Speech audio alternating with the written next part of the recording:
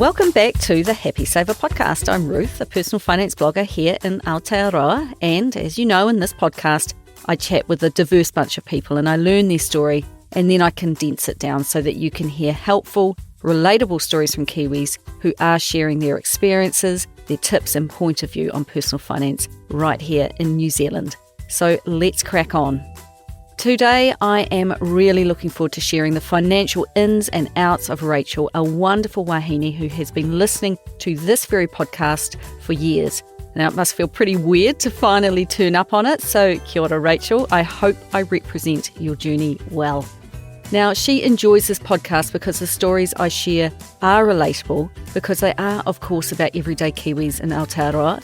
Hers, as you are about to find out, is a cautionary tale that she hopes you don't have to go through yourself, but you will come out more aware and informed having heard about it. Her partner of 8 years, Tony, died suddenly in mid-2020. While coping with the shock and grief of this, she then also had to embark on a long journey of unravelling the financial side of his life. But because he died intestate or without a will, she had shaky legal rights to do so.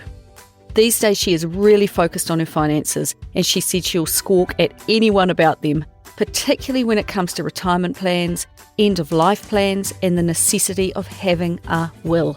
Coping with her grief was hard enough. Sorting out the settlement of his estate made it doubly hard, and she wants you to avoid the same situation at all costs. But before I jump into it, I just wanted to give you a quick life update of my own. Now, you will have noticed a gap in podcasts coming out. Well, it's simply down to life being busy for Johnny and I, and the fact that so much time spent at my computer is actually causing me physical pain in my arms and shoulders. So I'm focusing on backing off the typing and upping the physio to fix it, which means less episodes, I'm sorry. But I've got no plans to stop releasing them, but they'll just be when I can. And if you go to my blog, thehappysaver.com, and subscribe, I'll email you when a blog post comes out, and I'll give you a heads up that a new podcast is coming out too. Now, it's only right that because Pocketsmith sponsors each episode, that I went to them and I explained what was going on, and I gave them the chance to call it quits with their support. But, and this is a testament to the kind of company they run, they said they're happy to support Johnny and I, even with the decrease in episodes. So thanks for that, team. We really appreciate you. And that is why I'm more than happy to tell you a little bit about today's sponsor. You guessed it, Pocketsmith. Are you busy? I'm busy. Everyone's busy these days. That was one of the main reasons why I stopped tracking my income and expenses by hand and switched to Pocketsmith instead. I took a bit of time to learn how it all works, and now 99% of the work is done for me. I use Pocketsmith to track my household's multiple income streams, plus our random assortment of weekly, monthly and annual expenses. Whenever I can, I look to automate and optimise household systems beyond simple budgeting. A fun fact, if you are one of the 88% of Kiwis who invest, Pocketsmith also connects with most KiwiSaver providers, investment platform Sharesies, and it lets you integrate with your ShareSite investment portfolio. If you want to supercharge your finances with Pocketsmith, they've got a deal for you. Happy Saver listeners get a whopping 50% off your first 2 months of Pocketsmith's premium plan. To get your deal, go to pocketsmith.com/thehappysaver. That's pocketsmith.com/thehappysaver.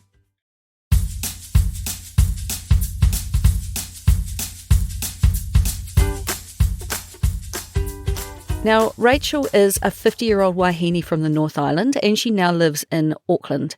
Her family tree has many branches as her parents divorced, messily she said, when she, the youngest of 4 tamariki, was just 2 years old. Her dad remarried a few years later and he went on to have 3 more children. At the time of their divorce in the mid-1970s, Rachael and her sister stayed living with her mum while her 2 brothers lived with her father. She had little to do with her father's new family growing up, and it was a tumultuous time, she said. But when all was said and done, now as an adult, she thinks she came out of it okay. Both of her parents were very hard workers who seemed to enjoy their work, but in his second marriage, she said her dad had money sorted, but her mum simply did not. In saying that, money was never discussed growing up. No one taught her anything about sex ed either, she said. 2 of the biggest life skills that can shape a person emotionally and mentally, and she missed out on both. Her lessons came from observation and life experiences, really. Her father owned a business and purchased property while her mother went off the rails, with incidents with alcohol and the police being called many times. Rachel's sister, who's 6 years her senior, looked both after her and out for her a lot. With financial support, which she thinks might have come from her grandparents, Rachel was sent to boarding school, a place she didn't want to go because it made her feel so isolated from her family. She thinks that her mum did it for the right reasons because she had been moving her and her sister around the North Island a lot, but there was no support or encouragement. Instead, more the idea of, you are at a good school, just do with it what you can. Well, it turns out that those guidelines were hugely lacking, and she was asked by the school to leave at the age of just 15, having passed just 3 subjects in what was then 5th form and is now called Year 11. The options offered to her were 1. Go to another boarding school, or 2. Get a job. She had enjoyed a brief part-time job at the age of 14 working at an Auckland florist at a funeral home, so she went down that path, getting a full-time job there, and to this day it remains one of her favourite jobs. She stayed for 5 years and earned a qualification in professional floristry. She remembers it as a good job that set her up with great life skills, and she worked her way from junior to intermediate and then on to becoming a senior florist at the age of just 20. Once she hit that age, she finally moved out of home and went flatting. Any occasion that required flowers, from weddings to funerals, she covered it and she loved it. And it taught her a lot of skills, both interpersonal and practical, and it meant a lot to her to give clients that last personal touch before they farewelled their loved ones at a funeral. As soon as she started working at the age of 15, her mother told her that she had to pay board of $30 a week. Even though money was never mentioned at home, Rachel always knew it was scarce. They never seemed to have enough, and it was very common for the phone or the power to be cut off, and she knew money was both precious and tight. She remembers her mum always sitting down writing out lists and budgets, but the contents of them were never discussed, and while there might not be enough putia to pay the phone bill, there was always money for alcohol, gambling and cigarettes. Her mum, Rachel said, was definitely an alcoholic, and watching her mum cry if there was no cask or box wine in the house is a bit of a telltale sign, she told me. But she was also the type of alcoholic who could go to work each day too. And watching this from the sidelines has put Rachel off alcohol for life, with her drinking only being the very occasional glass of champagne during extra special occasions. In the late 1980s, Rachel was hardly a high-income earner, telling me she earned just $142 for a 40-hour week. At $3.55 an hour after tax, that sounded like slave labour to me. She said there was a minimum wage, and I looked it up. It was around $4.20 per hour for youth and $7 for adults, but her employer didn't really follow it, and you can forget about there even being an employment contract. When she was about 17 or 18, she remembers she did ask for a pay rise, but her boss said that she probably didn't want a pay rise because, after all, the more you earn, the more tax you'll pay, so you won't get any benefit of it.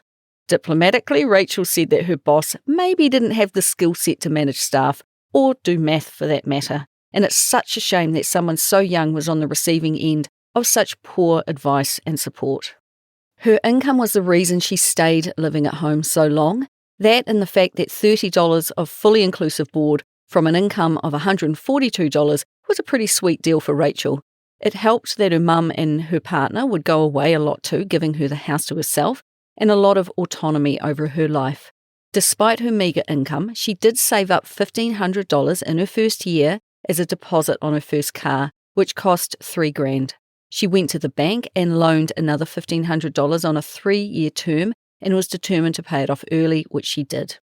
She fell into the trap that many fall into today, buying things using debt, but thankfully she did it with a degree of caution. If she wanted to buy something like a new TV, she would lay-by or HP it and make regular payments. But she said she was strict with herself, only ever having one thing at a time that she was paying for. You could borrow money back then, but it was harder. Fast forward to today, and you can pretty much split any purchase into weekly payments, meaning that it's far easier to take on a lot of debt easily. Parents who have never spoken with their kids about money, they might be surprised at the state of some kids' finances if they actually sat down and talked to them about it. For Rachael, in about 1997, when she was 24 and in her first long-term relationship, she signed up for her first credit card. They were leaving the country for a quick holiday, the first time travelling overseas for her, and she got it because she didn't want to carry cash. She remembers that it had a $500 limit, but had heard stories of so many people spending their way into credit card debt. So she was really cautious, she remembers. But she also felt in the back of her mind the huge temptation that having access to credit or debt gives you. She ended up marrying her partner. She didn't want to do it, but she did it anyway. She was on the treadmill, she said. The thing to do, given they had been together a few years, was to get married, so she did. He was a good person who was also good with money, she said. He had a stable job in the military, and that came with a superannuation fund.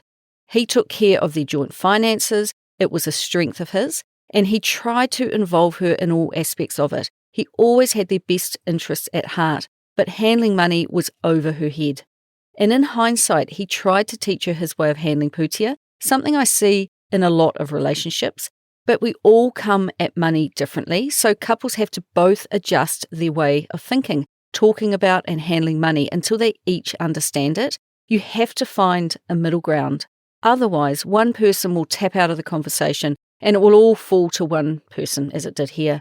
His military career saw them move around New Zealand a bit, plus there were deployments for him overseas, but eventually they settled enough to buy a home together, and she did then begin to take a slight interest in their finances.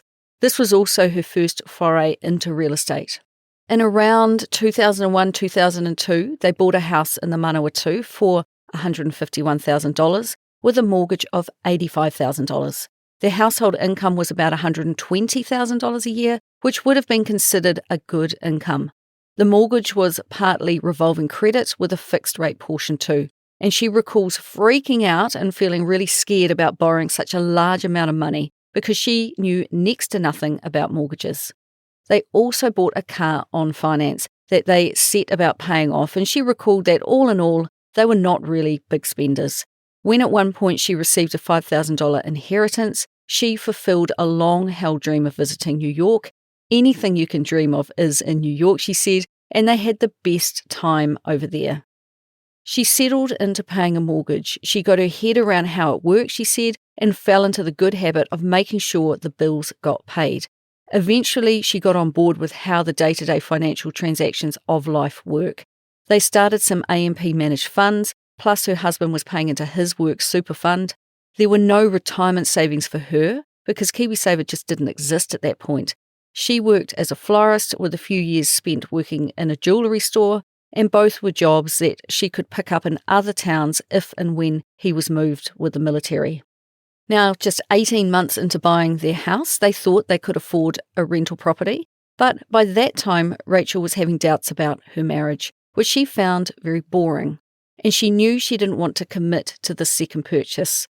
So their relationship petered out after 13 years together when she was 30 years old. And by far, calling time was the hardest decision she has ever had to make, she said, and she was very sorry to hurt him so deeply, because she said he was a really nice guy, talented, loving, all those things, and while there was no one else, the grass simply looked a bit more exciting on the other side of the fence. The law stated that their finances would be split 50-50, but because she felt pretty bad about walking away, she left his superannuation out of the settlement. He got to keep that, and she walked away with the house and a mortgage of $65,000. Now, for the record, a divorce settlement is just that. It's a settlement between the two people involved. Just thinking about that for a moment, I wondered what I would do if I woke up in her shoes. I know I'd also feel bad about ending my marriage, but I would have included the superannuation in the settlement. His super was a joint property asset, and because this was pre-KiwiSaver, she had no retirement savings of her own.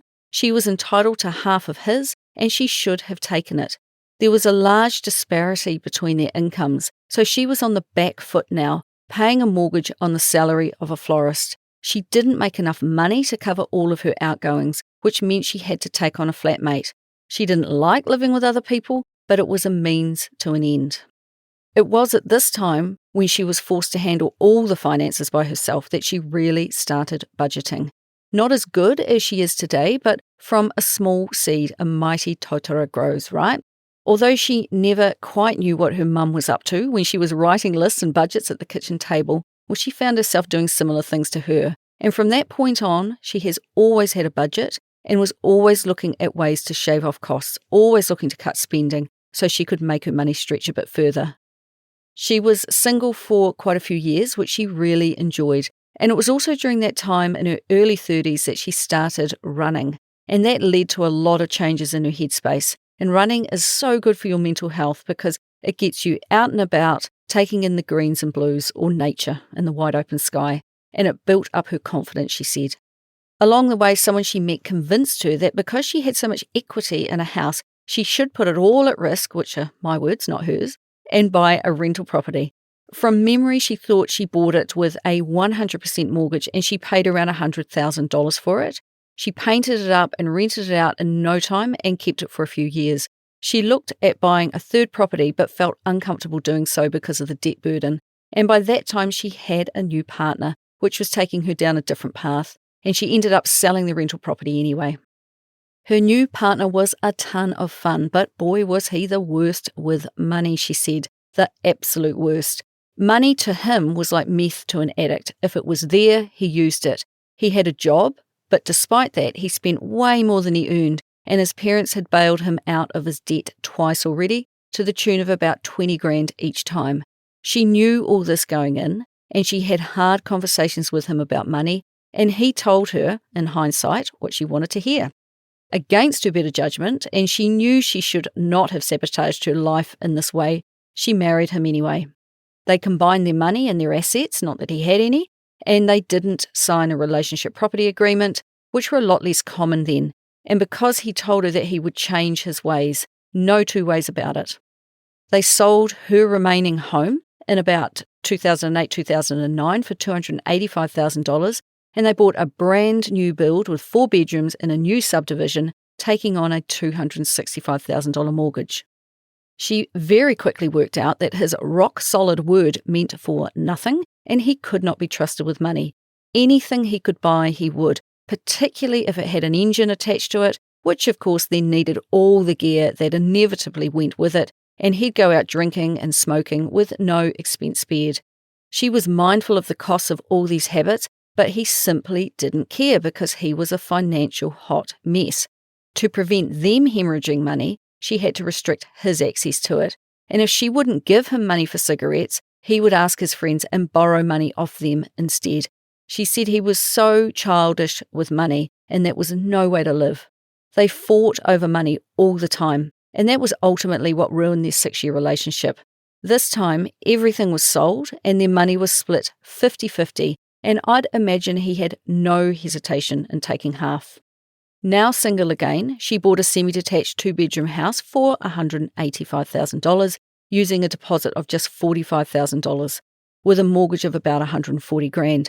She kept $40,000 to $50,000 of cash back in her bank account as a buffer against life and as an emergency fund. So she had really gone financially backwards in her second marriage, coming out with about $90,000.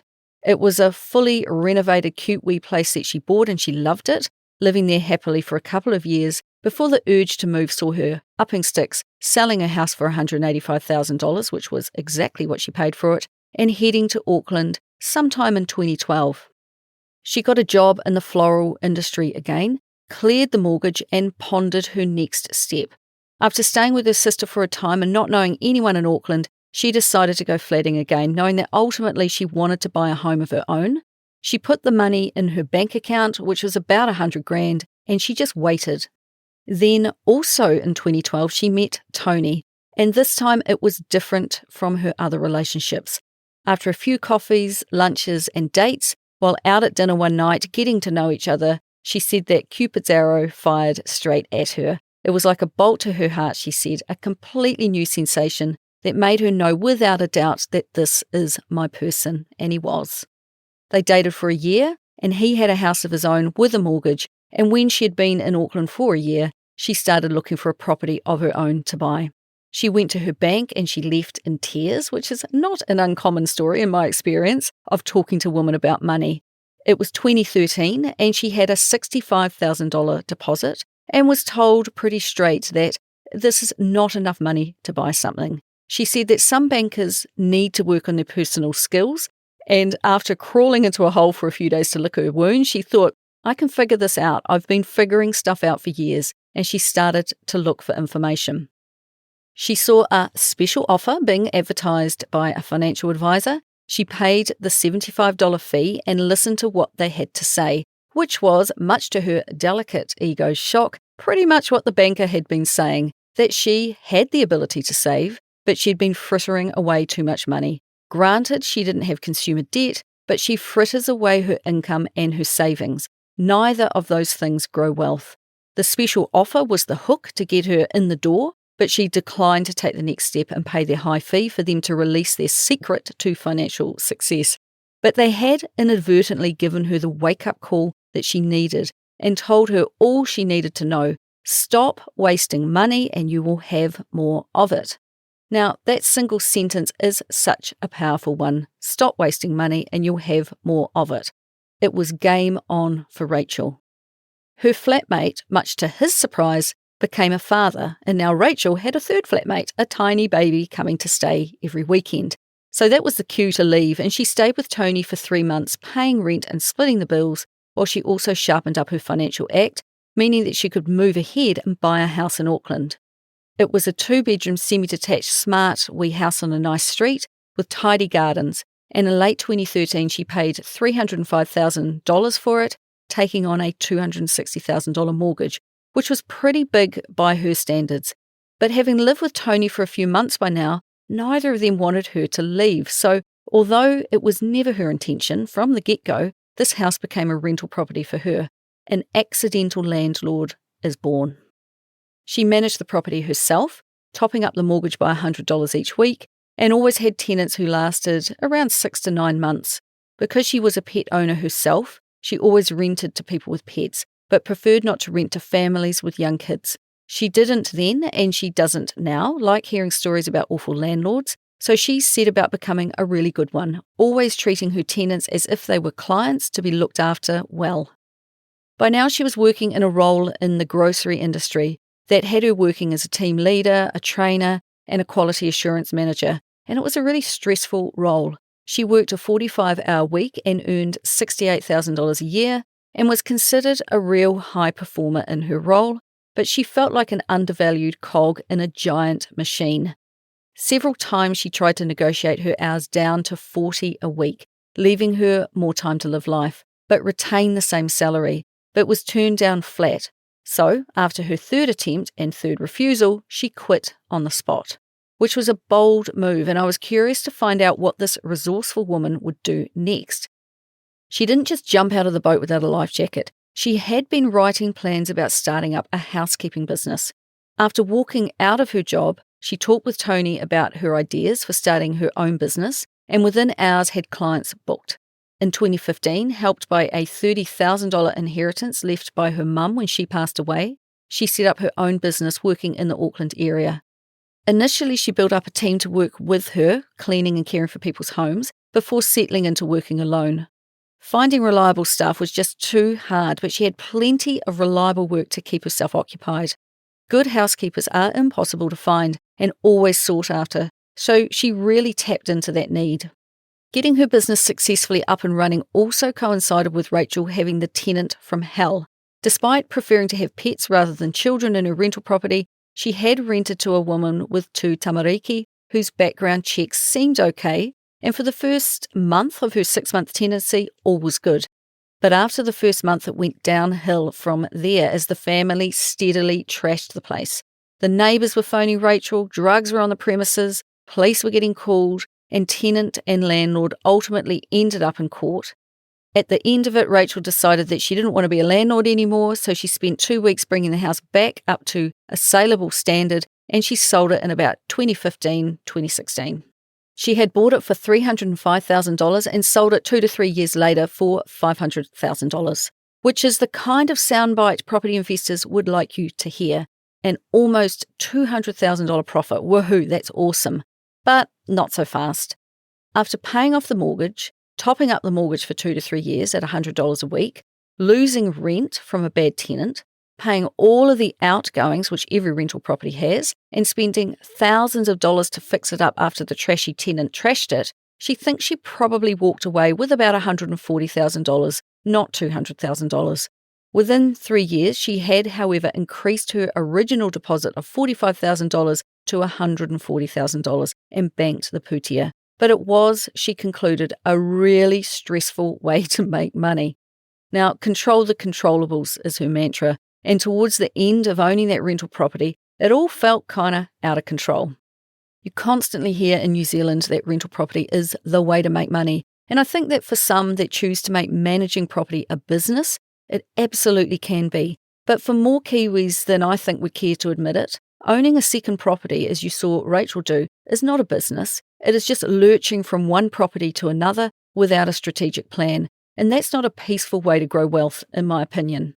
And I'll sometimes get emails that say something along the lines of, "Ruth, I know you don't like investment property, but that's just not the case at all. We need rental properties here in Aotearoa, and I'm fully in favour of people who provide good ones.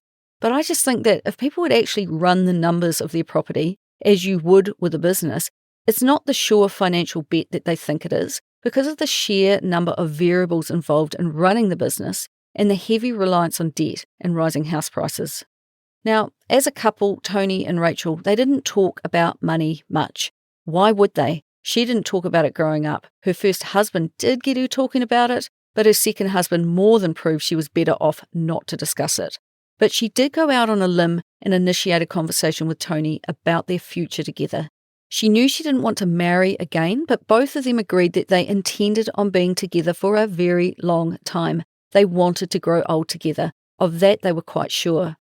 Once her property sold, she didn't want to buy another house that she had no intention of living in, and she knew of no other way to make her money work for her other than housing. Tony had told her that his mortgage was coming up for renewal in 2017, so it made sense to put the money she had spare, which was $110,000, on his mortgage. From then on, they paid for everything, including the mortgage, 50-50. They had one shared account for utilities and groceries, but they also kept their own separate bank accounts too. By now, her business was going really well, and so was his. He worked as a highly respected triathlon coach and was super sought after for his skills, having competed at the top of his sport for many years. He had a good business head on his shoulders and was super sensible as both a coach and a life partner, she said. When she put her money into his mortgage, they began to think of it as their house, and she brought up the fact that she needed to get her name on the mortgage so that she would have some ownership over her investment. And they talked this through, but neither was sure how the bank would view it, especially given she considered herself still quite newly self-employed. At the very least, she prompted him to update his will to reflect and acknowledge the money that she had put on his mortgage and was continuing to put on his mortgage. Now, it was an awkward conversation because no part of her was trying to get money. She just wanted it to be acknowledged that his personal financial situation had changed because of her. But she said they just had different approaches to admin, business and personal. Whereas she used Xero for her business and was meticulous, he had his own admin system and he did his own GST returns. She had a will and she kept it up to date to reflect her changing life. But for Tony, creating a will, which he had never done before, it just kept getting pushed to the side. Something that's so easy to do because who wants to acknowledge that they are going to die one day? And he hated to talk about dying, she said. Whereas she just thought it was the responsible thing to do because it keeps things tidy for those left behind. Well, time ticked on, and every 6 months Rachael would ask Tony if he had done anything about writing a will, but he said he had not. And on the financial front, they fell into the pattern of having a financial AGM. They would literally create an agenda of things to discuss, such as the mortgage, which remained in his name, being up for renewal, or some other life event that had financial implications. And each time she brought up having her name on the mortgage, on the title to the house, and also Tony getting a will in place. She said to him, "If you die, I'm going to have to tidy all this up." But if she died, he would be able to follow her wishes as outlined by her will. Tony was a super smart guy, an engineer by training, and they tend to be meticulous by nature, and he was great with numbers, but this life admin stuff, it was just not his thing. It was not that he thought her asking him to write a will was intrusive. It was more that he didn't really appreciate or understand her concerns. Rachael was very practical, so her point of view was that we're all going to die, none of us know when, and it makes sense to be prepared. Time ticked along, life ticked along, and both of them threw themselves into their relationship, their respective work, and their shared passion of triathlon, sport, and just fitness in general. They didn't talk about money, they just paid the bills that needed to be paid by the person whose name was on the account. In 2018, Rachael started taking an interest in her KiwiSaver fund, which was languishing in an ANZ default fund. They still felt too vulnerable to talk about their own money, but her and Tony started to kōrero about wider investment ideas, and they began to get their head around the terminology of investing and would discuss companies and stocks. They listened to American Dave Ramsey and Australian Glenn James from My Millennial Money. And finally, after her telling him he was foolish for having ignored it for so long, at the age of 51 to 52, he signed up for KiwiSaver. His rough idea had been to pay off his house and then invest in shares, but she rightly told him he was missing out by ignoring the part KiwiSaver could play in his retirement. He needed to do both, get out of debt and save for retirement. At one point, she had saved up $45,000 in cash, and it was in a bank account, and they discussed what they would save in interest if she put it on his mortgage.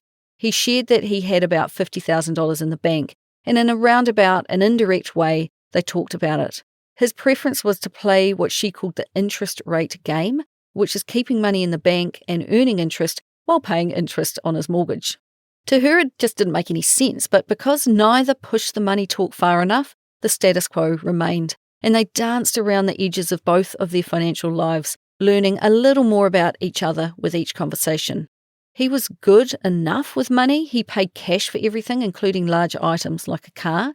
He grew up poor and was really careful with money, but like her, money was private and not something to discuss out loud, which was a huge shame given they'd been together for a number of years by now. Now, the country had ended one of its first lockdowns in early to mid-2020, and Rachael once again said to Tony that she thought it was time to sit down and talk about finances, just in case we went into another lockdown, which, if you recall, we actually did. They discussed the fact that they had access to lending to prop up their businesses if needed, but neither of them wanted to use that. Going into debt would be an absolute last resort, they decided. And during the lockdown, Tony couldn't train his athletes in person or in a group setting, so his income was affected, and hers was too, as she couldn't enter other people's homes. And I still find this remarkable, that even while going through these lockdowns and knowing the other was losing income, neither even knew what the other even earned for a living. And to me, that's just the strangest thing, not sharing with your spouse what you earn. But she saw her non-sharing as a way to protect herself, as she had needed to do in previous relationships. But both of them were thankfully able to receive government subsidies during that time, and that kept them afloat. For Rachael, a woman who likes to plan, it made sense to have that sit down and nut it all out and have a plan written down just in case the lockdown went on for longer or we had another one. Now, during that meeting, they took the time to plan Ironman events that she wanted to do in the years ahead, and again, she pressed him to get his will sorted, going so far as to point out that it was actually irresponsible of him and unfair on her for him to keep putting it off. And his response was to joke that he was going to outlast her anyway, and he reckoned he was far healthier than her. She said he hated talking about dying, and joking about it made the conversation a bit more palatable, I suspect. She gave him the details of someone she recommended he contact who would do a will quickly and make it easy on him. She stressed it was not hard work, it just needed a small amount of his attention. She also explained that his will was his wishes. She was not saying, leave me everything, but given that they owned a house together and had some joint bank accounts, well, she wanted to know that she would have a claim on those. And she pointed out that she had seen the state of his office and that she couldn't imagine grieving his death and having to organise his life admin. What a mess. But he was a busy guy. He would far rather be working on training plans for his athletes, carrying out research and coaching others than doing paperwork. She said he got her point and he assured her it was on his to-do list. Because it had been on that same list for 3 years already, she promised to follow him up.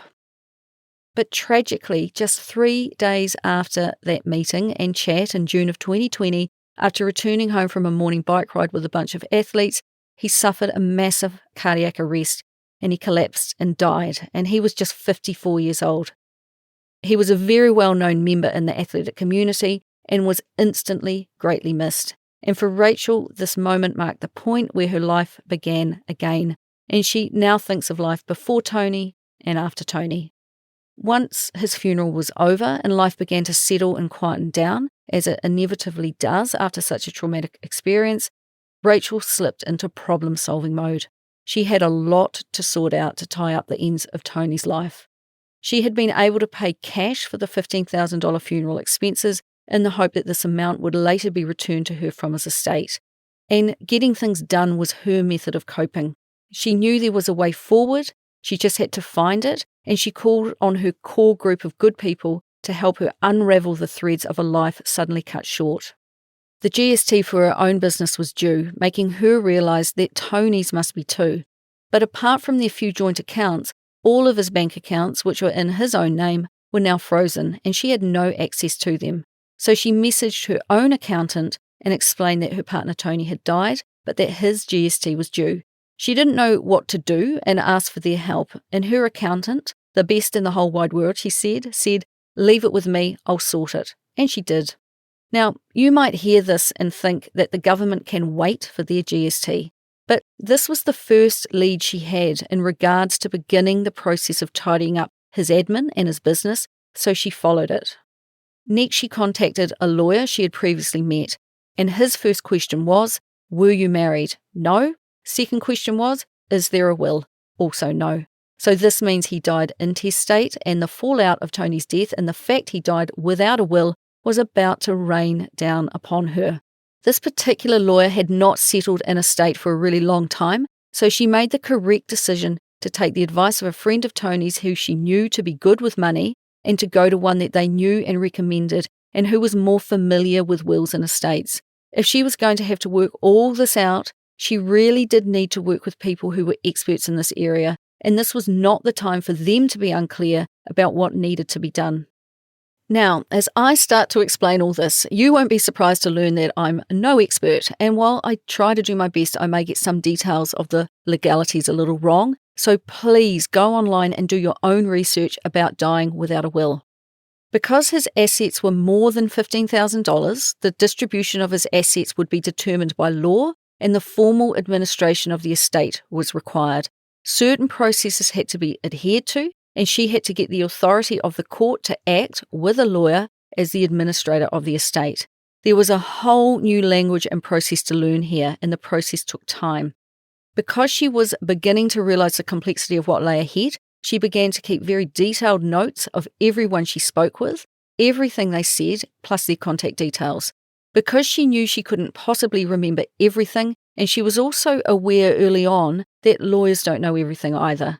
She began to be made aware that there are some things you can tidy up yourself, such as contacting utility companies, and other things a lawyer must do, but that will incur a cost.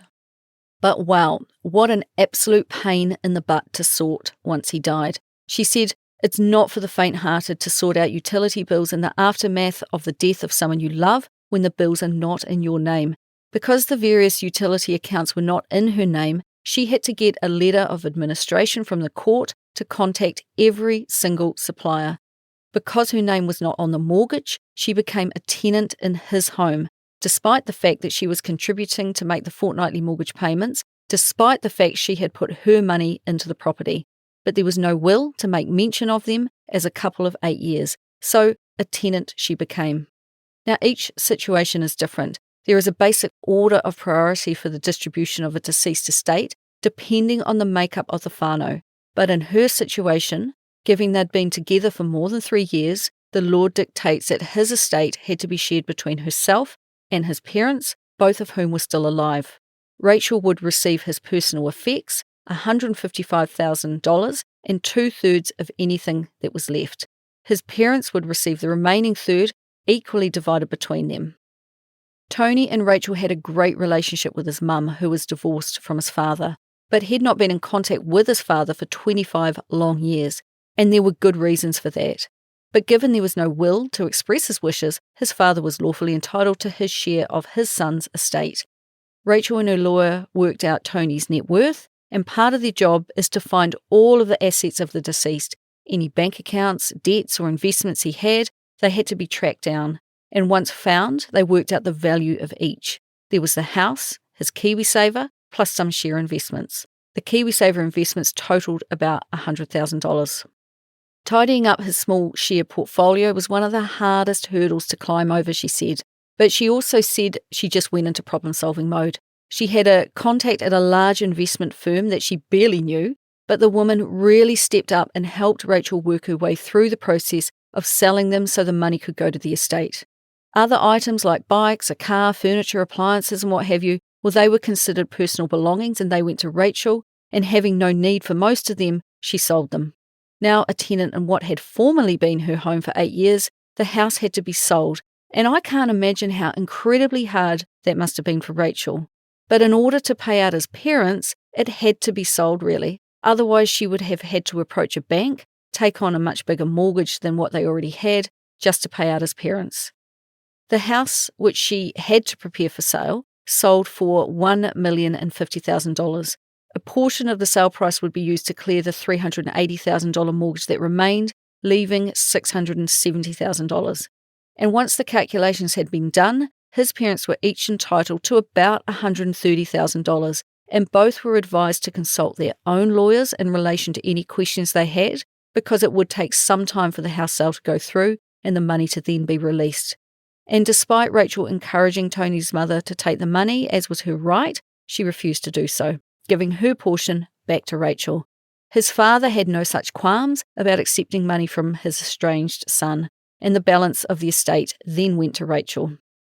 This process took many months, giving everyone time to think through their decisions and options. All the time Rachael was working and paying for everything out of her own pocket. She kept detailed notes of everything she spent any money on, and she kept every single receipt as she went about preparing the house for sale. And all up, she spent about $30,000, including the $15,000 she paid for Tony's funeral, and this was reimbursed when the estate was finally settled and paid out. Rachael, ever the planner, and especially given what she had been through, has prepaid her own funeral and documented her funeral wishes in her own will now. Her expenses included the mortgage payment of about $900 a fortnight, and dealing with the ANZ Bank was a horrible experience. It was just awful, she said. There was no human factor included, just a lot of paperwork. And she ended up creating a spreadsheet documenting all the bankers she spoke with and everything they said. But with so many people involved, it made for a very messy process. And eventually, she insisted that she deal with only one person, and that finally happened. And only once she started making a bit of noise did they offer her the option of not making mortgage payments. Instead, when the house was sold, they would take all those payments and interest back then. But she decided to just continue paying. Now, I don't think I could ever accurately convey in this podcast the fact that she was in deep grief and trying to make sense of her partner's finances at the same time, and it all made for a really difficult time. People were kind to her during this time and offered her money, and she did accept a few $1,000s to meet some expenses, but then she paid it back when she was able to.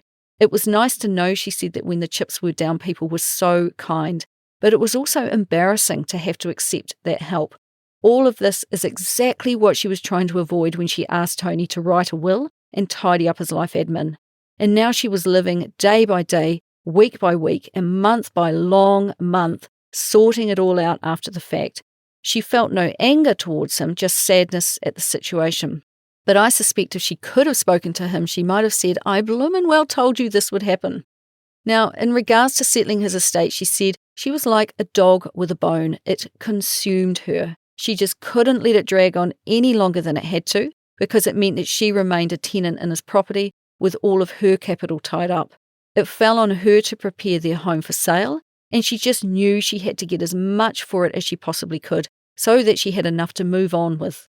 She said she had to chase and chase, constantly following everything up and marking things off her list as done.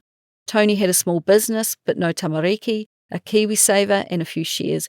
It should have been a simple estate to settle, and she spares a thought for anyone who has a more complex situation than this.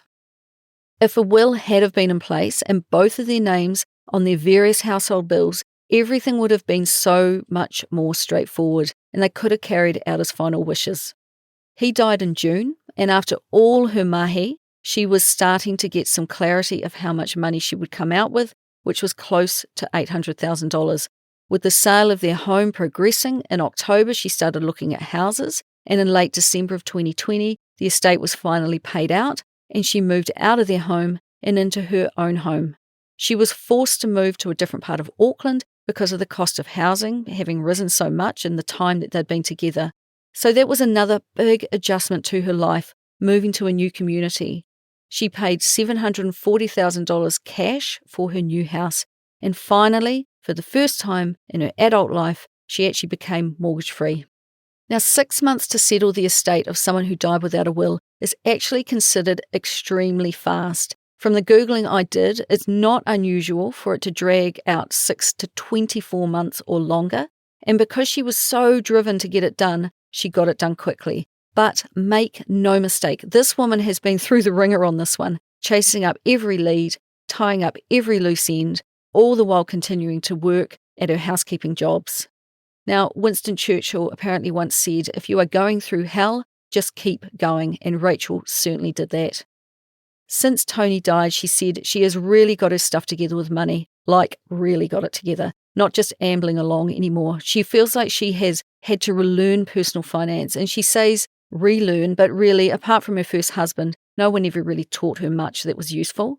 And after his death, she found that she got overwhelmed by life quite quickly, so she has reduced her working week to 4 days to give herself some space and allow her to pace herself a bit better. Still working as a housekeeper, she is earning about $85,000 a year gross and will always be grateful that her clients gave her their support throughout Tony's death. Now, one of her moves to empower herself has been to cancel her Westpac credit card, which she had used to fritter her money since the age of 24. Yes, she paid it off in full each month, but she also spent more than she needed to each month. And it took her a year to make the decision that, quite honestly, you just don't need them. And true to form, her bank did give her the self-serving advice to, quote, just keep it open, but just cut up the card itself so that it's not in your wallet and just use it for online shopping only. But the fact of the matter was that she did overspend simply because she had access to credit. And you can shop online and in-store with a debit card, which directly uses your own money. When you spend your own money, you will spend less. Now, today her KiwiSaver balance is $46,000, and she is now with Simplicity in a growth fund, so no longer in those terrible default funds. And she is budgeting well and has $40,000 spread across various sinking funds and bank accounts, with a big chunk of that being specifically for emergencies. She's no longer with ANZ, or Westpac for that matter, and why would you stick with a bank that made a tough time of your life even more difficult? Whereas she used to budget from a position of making her money spread itself around to stave off problems, she now, I think, budgets from a position of strength. She's telling her money where to go so that she is really in financial control of her life. From her business, she pays herself on the same day each week, and money is then automatically drafted off into her different sinking funds, and in many ways, she treats her money much like the old-fashioned envelope system as prescribed by Dave Ramsey. And she keeps a good amount of cash, about 18 grand, in her business bank accounts, and it sits there all ready to cover all of her expenses and any upcoming tax obligations. And more recently, she has started investing in some ETF funds and a few single stocks using Sharesies with a growing balance of $5,000. And when it comes to her money today, basically, listening to her talk, I could tell that she now had enough cash in her system to keep everything running smoothly. It feels calm. There is no thought of taking on a ton of debt to buy a house to make money or scraping to get by. She owns a house, has no debt, and will now start to use her after-tax income to grow her KiwiSaver and those ETF investments. It all feels really cautiously optimistic to me. Now, the point of this episode is not so much of where Rachael is at now, but to really share what dying without a will do for those left behind. She said to me that every time she listened to an episode of this podcast, she wondered that if she were to share her story, she might be able to kick someone else into ensuring their finances are in order. And that is what she wants you to take away from this. Get a will sorted. Stop putting it off. Get your head out of the sand and do it today. She said that you should say to your spouse, I love you so much that we are going to take 1 week's annual leave and do nothing but sort our life admin. I don't want you to be uncertain about your future when I'm not here. Take the time to make sure each of your names are on your utilities, that both of you know your bank account numbers and PIN numbers, know where all of your assets and debts are. Make sure your wills are both up to date and reflect your current situation. If you have divorced, then for goodness sake, update your will to reflect that change. Ask yourself if you need an enduring power of attorney, which will give the other the ability to act on your behalf if you are incapacitated or unable to do so.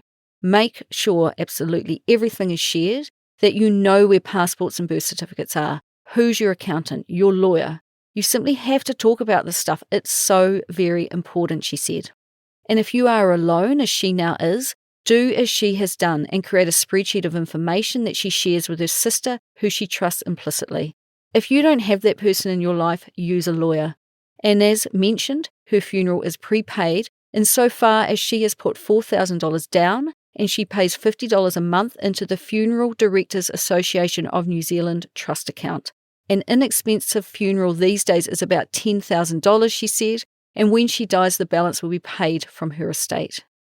Now, Rachael believes that tidying up your life admin is the sensible, loving, and responsible thing to do. It takes time to do it, but it's very simple once it's done, and then it's a live document, and you can both see and edit as things change. And when she dies, which she will one day, we all will, it will be easy for her sister or her future spouse to manage.